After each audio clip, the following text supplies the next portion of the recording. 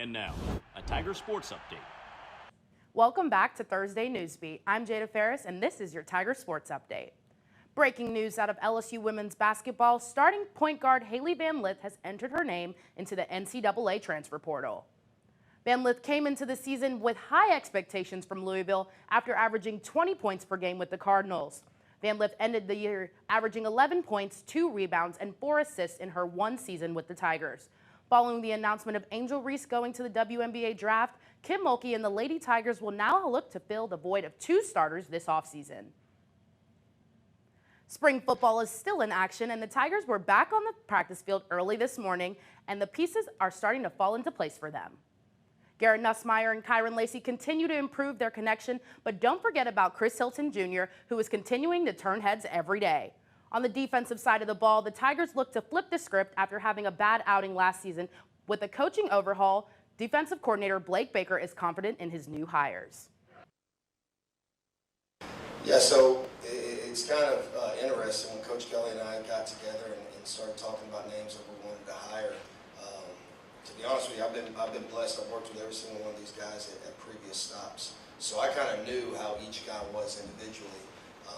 But to put them all together, you know, I knew what kind of people, person they are, so I knew that they would gel pretty quick. The Bayou Bengals get their chance to show off all their new skills in their upcoming spring game on Saturday, April 13th. Well, looking ahead to this weekend, LSU Gym and baseball are getting ready for an action-packed schedule. LSU Gym is in Fayetteville for the second round of the NCAA Regional Tournament. They will compete against number 15 Minnesota, number 18 Oregon State, and unranked BYU. A win this weekend will secure the team's spot in the NCAA Championship in Fort Worth, Texas on April 18th. But heading over to the box, it looks like LSU baseball is enforcing some new rules and banning phones in the locker room after the team lost their 5th straight game on Monday against the Southern Jaguars. Coach Jay Johnson hopes this brings the players back to where they need to be. It's not like any type of punishment. It's just trying to elevate what we're doing, you know, and elevating what you're doing sometimes is different with different teams, you know. Sometimes pulling some of that stuff back is the right way to go. That's not where we're at today.